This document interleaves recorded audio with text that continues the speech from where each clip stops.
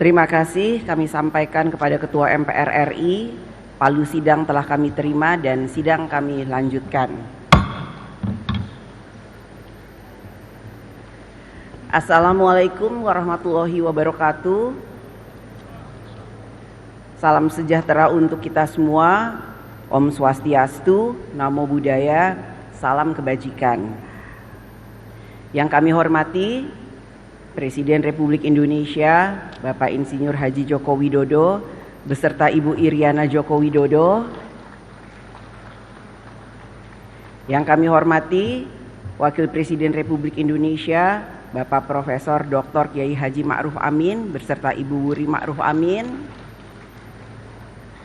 Yang kami hormati Wakil Presiden Republik Indonesia ke-6, Bapak Jenderal TNI Purnawirawan Tri Sutrisno. Yang kami hormati Wakil Presiden Republik Indonesia ke-10 dan ke-12, Bapak Dr. Andes Haji Muhammad Yusuf Kalla. Yang kami hormati Ibu Soraya, istri dari Bapak almarhum Hamzahas. Yang kami hormati Ketua Majelis Permusyawaratan Rakyat Republik Indonesia, Bapak Dr. Haji Bambang Susatyo. Yang kami hormati Ketua Dewan Perwakilan Daerah Republik Indonesia, Bapak Insinyur Haji A.A. Lanyala Mahmud Mataliti. Yang kami hormati Ketua Badan Pemeriksa Keuangan Republik Indonesia, Ibu Dr. Insinyur Ismayatun. Yang kami hormati Ketua Mahkamah Agung Republik Indonesia, Bapak Profesor Dr. Haji Muhammad Syarifuddin SH.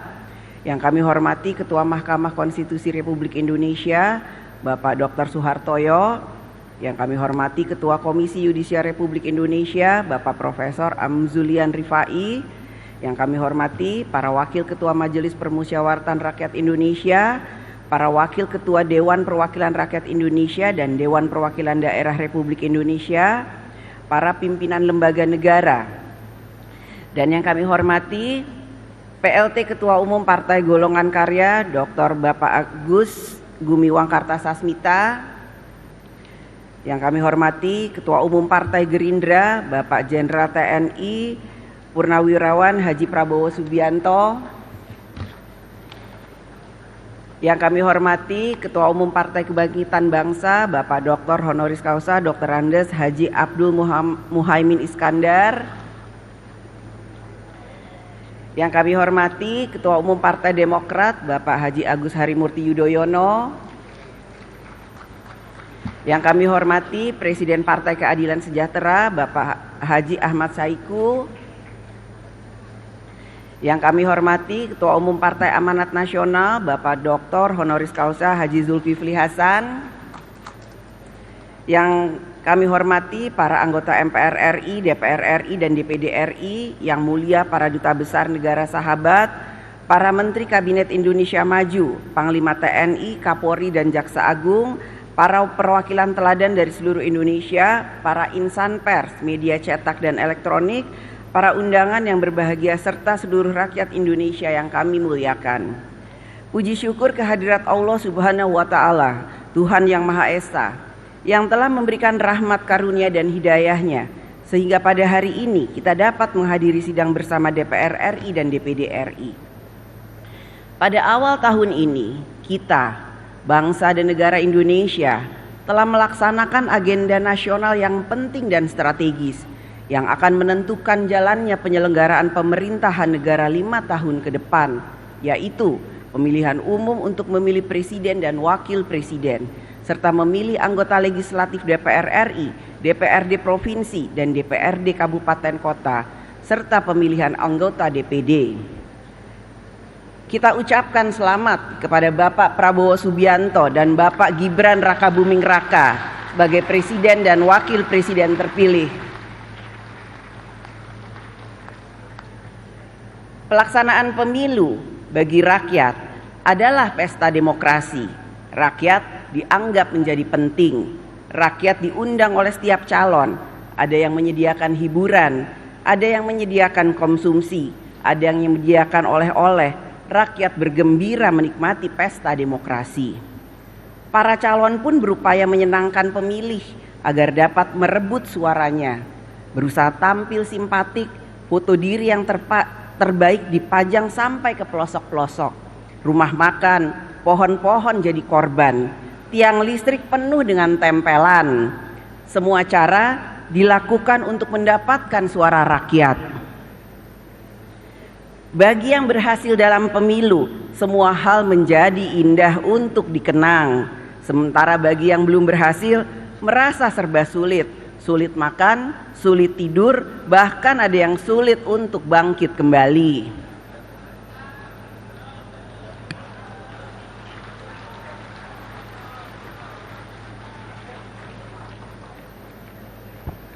Itulah potret pemilu tahun 2024. Haruslah menjadi kritik dan otokritik bagi kita semua. Pemilu 2024 telah berakhir. Rakyat telah menggunakan hak kedaulatannya dan memberikan pilihannya. Rakyat telah menilai dan memilih. Rakyat tidak dapat disalahkan atas pilihannya, apapun yang mendasari pertimbangannya. Rakyat memilih atas dasar apa yang diketahui dan dipahaminya, terlepas dari kualitas apa yang diketahui dan dipahaminya. Pengalaman demokrasi sudah panjang, pemilu telah dilaksanakan berkali-kali. Bahkan sebelum era reformasi, pemilu juga sudah dilaksanakan dan rakyat juga memberikan pilihannya melalui pemilu. Apakah pemilu saat itu memenuhi syarat-syarat pemilu yang bebas, jujur dan adil? Silakan dijawab. Pemilu yang berkualitas tidak dapat hanya dilihat dari partisipasi rakyat dalam memilih, akan tetapi harus dilihat dan dinilai juga dari kebebasan rakyat untuk memilih, yaitu apakah rakyat dapat memilih dengan bebas, jujur, adil, tanpa paksaan, tanpa dikendalikan, dan tanpa rasa takut.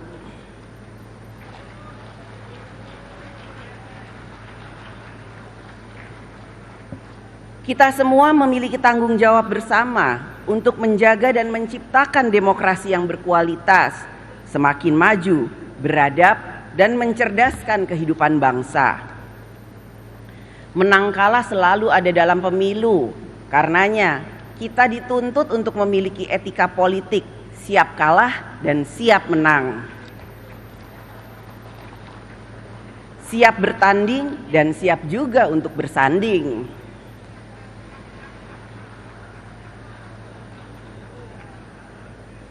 Etika politik yang sama juga menuntut pemilu dilaksanakan dengan memberikan kebebasan kepada rakyat untuk menjalankan kedaulatannya.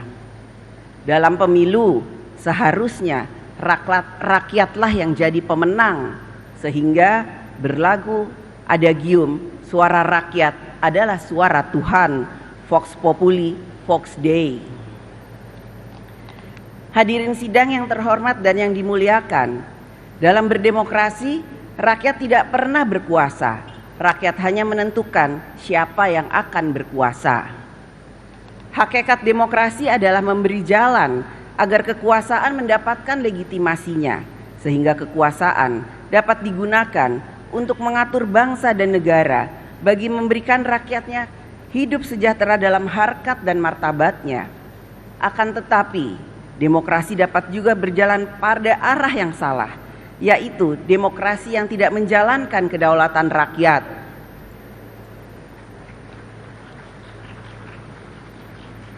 Konstitusi kita telah meletakkan prinsip dasar berdemokrasi, yaitu bahwa kedaulatan berada di tangan rakyat, bahwa Indonesia adalah negara hukum, segala warga negara bersamaan kedudukannya di dalam hukum. Konstitusi kita telah mengatur bagaimana kedaulatan rakyat harus dijalankan secara kolektif dengan prinsip check and balances pada cabang-cabang kekuasaan negara eksekutif, legislatif, dan yudikatif. Keseimbangan kekuasaan antar cabang-cabang kekuasaan negara eksekutif, legislatif, dan yudikatif dapat berjalan dengan baik apabila politik berbangsa dan bernegara berlangsung secara demokratis, yaitu demokrasi kerakyatan yang dipimpin oleh hikmat kebijaksanaan dalam permusyawaratan perwakilan.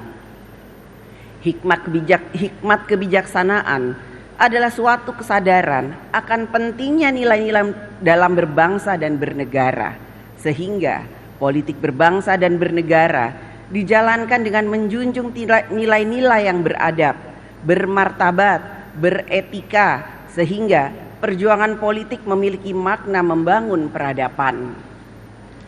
Suatu prinsip yang dikatakan Soekarno dalam pidato 1 Juni 1945, yaitu bahwa demokrasi kita adalah permusyawaratan yang memberi hidup, yang mampu mendatangkan kesejahteraan sosial bagi seluruh rakyat Indonesia.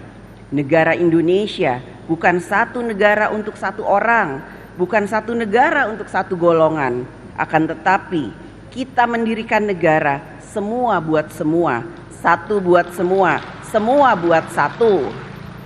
All for one, one for all.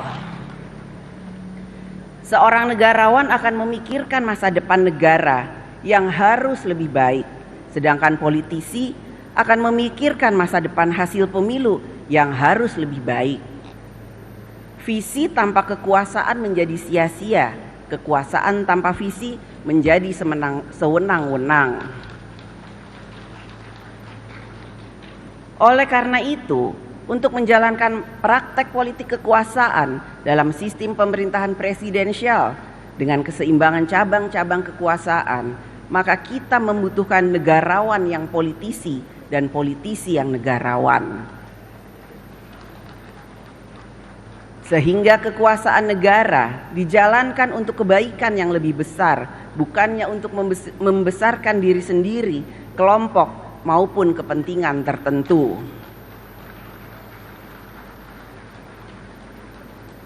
Demokrasi juga memberikan ruang kepada rakyat ikut melakukan fungsi kontrol sosial, baik melalui media massa, media elektronik, media sosial, kerja-kerja LSM, pemikiran-pemikiran akademisi, kerja-kerja ormas dan lain sebagainya, yang bertujuan agar kekuasaan yang berasal dari rakyat digunakan sungguh-sungguh untuk kepentingan rakyat. Mewujudkan demokrasi yang sejati bukanlah jalan yang mudah, karena itu jalan yang sulit dilalui. Bukan saja kita terhenti sejenak, tetapi kita tidak boleh mundur karena tujuan kita mulia. Tujuan sejak negara ini didirikan, yaitu Indonesia untuk semua yang merdeka, bersatu, berdaulat, adil dan makmur. Hadirin sidang yang terhormat dan yang dimuliakan, dalam praktek berdemokrasi di Indonesia saat ini berkembang juga demokrasi deliberatif, yaitu demokrasi wacana atau demokrasi berwacana. Media sosial menjadi salah satu kekuatan utama dalam demokrasi wacana, membangun opini dan persepsi. Melalui media sosial dapat diciptakan berbagai persepsi. Persepsi mengangkat citra seseorang, persepsi yang merendahkan seseorang, bahkan orang yang baik dapat dipersepsikan menjadi orang yang jahat. Begitu juga sebaliknya, orang yang jahat dipersepsikan menjadi orang yang baik.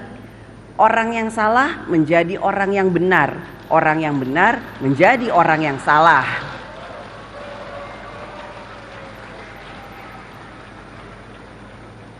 Demokrasi wacana bukanlah kebebasan tak terbatas.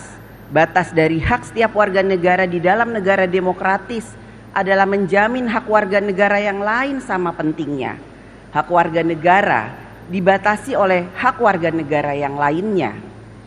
Oleh karena itu, peran negara diperlukan untuk menjamin hak berdemokrasi yang sama bagi semua warga negara. Hak mendapatkan rasa aman bagi semua warga negara. Hak untuk hidup tentram yang sama bagi semua warga negara. Peran negara adalah untuk menjamin dan melindungi harkat dan martabat setiap warga negara. Berdialektika dalam demokrasi wacana mensyaratkan para pihak yang berdialektika memiliki kualitas informasi dan pengetahuan yang berimbang. Tanpa syarat ini, maka dialektika tidak berjalan. Brainstorming menjadi brainwashing. Dalam jangka menengah panjang terjadi pengendalian persepsi. Berbagai permasalahan yang dihadapi rakyat semakin membutuhkan kehadiran negara.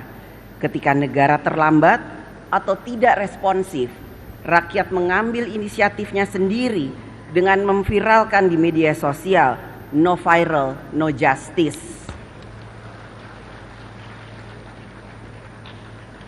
Menjadi tanggung jawab bagi kita bersama, lembaga kekuasaan negara, DPR RI, DPD RI, pemerintah pusat dan daerah, MA, MK, TNI, Polri, untuk menjalankan kekuasaan negara secara efektif, responsif, cepat, memperhatikan rasa keadilan, rasa kepatutan dalam menangani setiap urusan rakyat, sehingga rakyat merasakan kehadiran negara. Kehadiran negara jangan menunggu viral for justice. Kehadiran negara adalah hadirnya keadilan dan kesejahteraan bagi rakyat. Hadirin sidang yang terhormat dan yang dimuliakan, besok 17 Agustus 2024 adalah 79 tahun hari ulang tahun kemerdekaan Republik Indonesia. 79 tahun kita menjadi Indonesia. Menjadi Indonesia berarti kita bertekad dan bekerja untuk memiliki suatu bangsa dan negara yang berkarakter Indonesia. Sudah 79 tahun bangsa dan negara ini membangun di berbagai bidang, politik, hankam, sosial, ekonomi, budaya, religi, hak asasi manusia, lingkungan hidup dan lain sebagainya. Kita selayaknya berterima kasih atas upaya setiap pemerintahan untuk membangun Indonesia dan mengatasi tantangan di setiap zamannya. Karenanya kami ucapkan terima kasih juga kepada Presiden Insinyur Haji Joko Widodo dan Wakil Presiden Kiai Haji Ma'ruf Amin yang akan segera berakhir masa tugasnya atas upaya dan kerjanya selama 10 tahun ini dalam membangun Indonesia.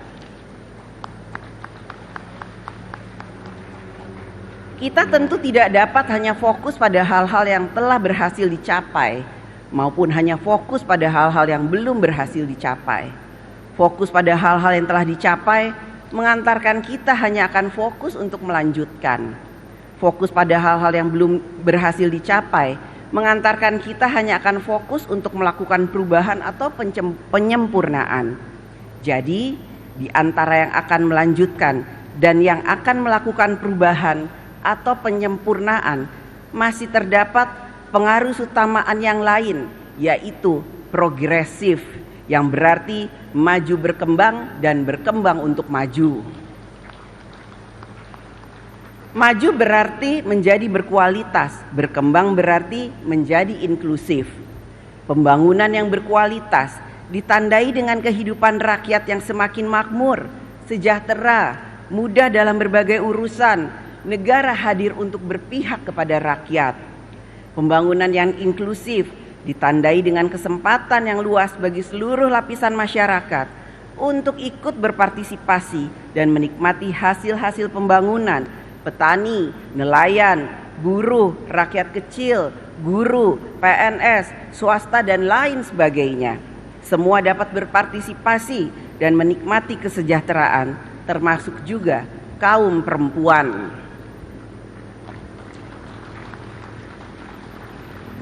Pembangunan yang inklusif juga memberikan ruang bagi perempuan dalam pembangunan. Keikutsertaan perempuan bukanlah sebagai bentuk afirmatif, akan tetapi sebagai bentuk kesadaran kita bersama bahwa peran laki-laki dan perempuan setara kedudukannya dalam membangun bangsa dan negara. Saat ini masih banyak ditemukan cara pikir yang seperti ini. The happiness of man is I will. The happiness of woman is he wills. Seolah-olah hanya ada his story, tidak ada her story.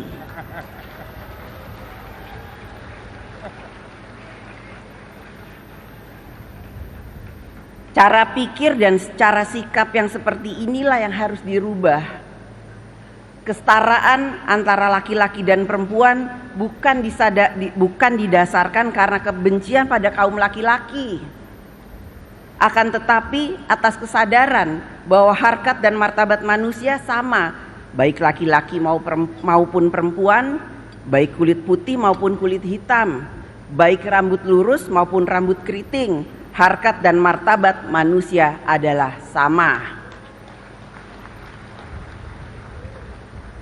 Kesetaraan perempuan dan laki-laki tetap mengakui dan menghormati kodrat masing-masing. Tidak mungkin atas nama kesetaraan perempuan menggunakan pakaian laki-laki dan laki-laki menggunakan pakaian perempuan. Apa jadinya kalau laki-laki yang hadir di sini menggunakan pakaian perempuan demi kesetaraan? Kesetaraan tetap mengakui kodrat yang berbeda antara perempuan dan laki-laki. Perempuan dan laki-laki mempunyai hak yang sama untuk maju, sejahtera, berkarya, berprestasi, dan hak yang sama dalam pekerjaan serta jabatan-jabatan publik. Ayo perempuan Indonesia, tunjukkan bahwa kita adalah perempuan-perempuan hebat.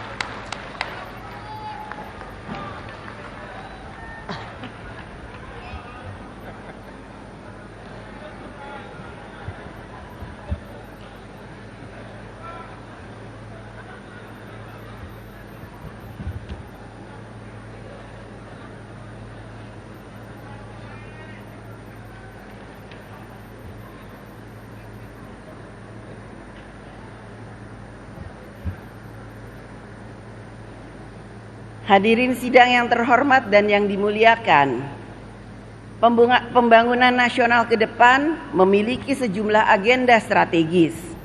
Kita perlu mempersiapkan dan memperkuat sumber daya manusia Indonesia yang siap menghadapi perkembangan zaman yang ditandai dengan kemajuan teknologi, persaingan global, ekonomi digital, ekonomi disruptif, generasi muda yang terus bertumbuh dengan karakternya.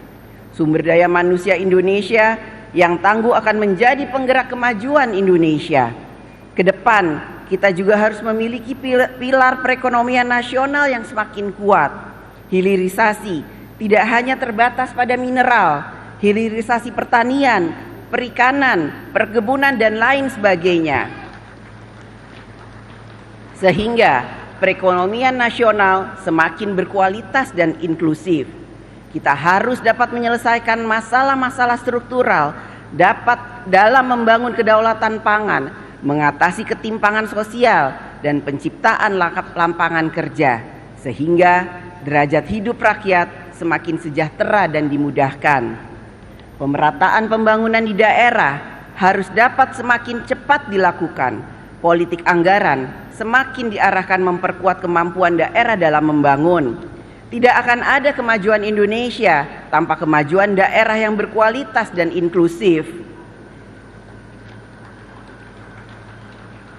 Kita juga harus melakukan pembangunan karakter bangsa, nation and character building. Dengan nation dan karakter building, maka akan memperkuat cara pikir, cara kerja, dan cara hidup bangsa yang memberikan self-respect kepada bangsa sendiri, memberikan self-confidence kepada diri bangsa sendiri, dan memberikan kesanggupan untuk mandiri. Agenda strategis ke depan lainnya adalah pembangunan ibu kota Nusantara. Keberhasilan pembangunan ibu kota Nusantara, selain membutuhkan perencanaan dan manajemen sumber daya yang baik, skenario pembiayaan yang berkelanjutan, dukungan investasi, juga akan sangat ditentukan oleh dukungan dari seluruh pemangku kepentingan dan seluruh anak bangsa untuk dapat selaras dalam memaknai ibu kota negara sebagai agenda kita bersama dalam membangun ekonomi bangsa Indonesia ke depan dan momentum dalam melaksanakan paradigma pemerataan pembangunan nasional. Saatnya diperlukan kecermatan bagi para pemangku kepentingan dalam menetapkan prioritas, mengelola sumber pendanaan, serta kepemimpinan birokrasi yang handal agar tercapainya tujuan pembangunan nasional ke depan.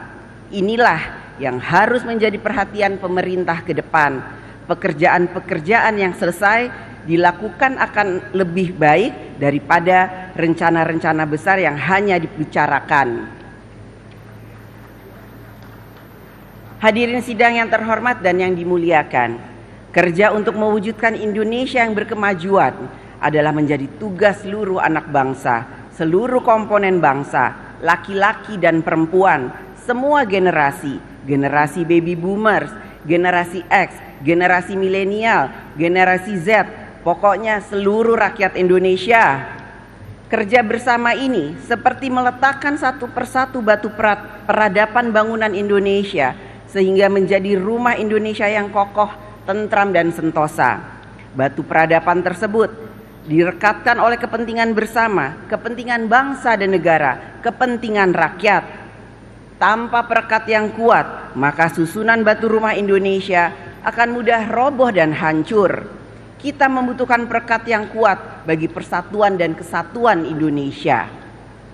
Sejak Indonesia merdeka, 17 Agustus 1945, kita adalah bangsa dan negara yang terdiri atas berbagai suku, kepercayaan, agama, bahasa, budaya, mendiami di 17.000 berbagai pulau Nusantara dengan jumlah penduduk lebih dari 280 juta jiwa dengan keragamannya. Lihat saja keragaman budaya daerah dalam memberikan salam yang penuh dengan kearifan lokal.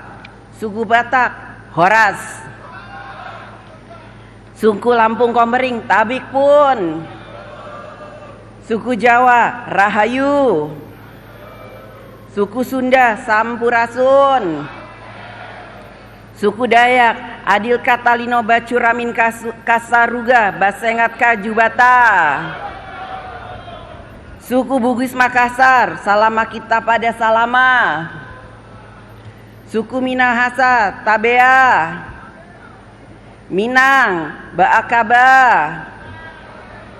Bali, Om Swastiastu. Papua, Naragerotelo. Dan seterusnya, begitu banyaknya kearifan budaya daerah, keragaman yang tidak mungkin kita hilangkan. Keragaman adalah kekayaan budaya Indonesia, Bhinneka Tunggal Ika. Kedepan kita harus tetap mawas diri. Pengalaman banyak negara yang gagal merajut persatuan dan kesatuan bangsanya adalah karena masalah politik, masalah krisis ekonomi, masalah keadilan, masalah krisis kepercayaan rakyat. Indonesia dapat merekatkan persatuan dan kesatuan bangsa berbineka tunggal ika dalam begitu banyak keragaman. Hanya kita memiliki Pancasila sebagai ideologi kehidupan berbangsa dan bernegara, sebagai jiwa bangsa Indonesia. Hadirin sidang yang terhormat dan yang dimuliakan, kita akan melaksanakan pemilihan gubernur dan wakil gubernur di 37 provinsi dan pemilihan bupati dan wakil bupati serta wali kota dan wakil wali kota di 508 kabupaten kota. Kita semua berkomitmen bahwa segala peristiwa yang terjadi dalam pelaksanaan pemilu legislatif dan pemilu presiden serentak pada bulan Februari 2024 yang lalu, baik yang manis maupun yang pahit, apalagi getir, menjadi bahan introspeksi dan pelajaran penuh hikmah bagi kita semua sebagai bangsa Indonesia. Yang sudah baik mari kita pertahankan, yang masih kurang baik terutama yang tidak sesuai dengan prinsip demokrasi tentu harus kita perbaiki. Hadirin sidang yang terhormat dan yang dimuliakan, besok saat matahari terbit bersinar terang, tanda buana membuka hari ulang tahun kemerdekaan Republik Indonesia ke-79, mewujudkan Indonesia yang sejatinya merdeka, membutuhkan perjuangan, gotong royong, kerja bersama seluruh anak bangsa. Boleh saja kita berbeda pandangan politik, berbeda partai politik, apalagi berbeda apa yang disuka dan yang tidak disuka.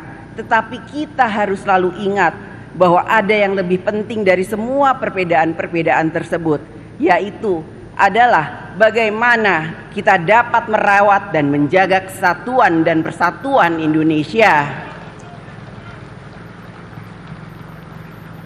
Kita tidak pernah tahu takdir bangsa dan negara Indonesia. Kita hanya dapat berusaha dan berjuang sampai takdir mengungkapkan dirinya. Kita juga tidak perlu menjadi luar biasa untuk memulai. Yang terpenting adalah kita harus memulai untuk menjadikan Indonesia luar biasa. Selamat ulang tahun yang ke-79 Dirgahayu Republik Indonesia Merdeka. Semoga Allah Subhanahu wa Ta'ala, Tuhan yang Maha Esa, senantiasa memberikan rahmat dan bimbingannya bagi kita semua.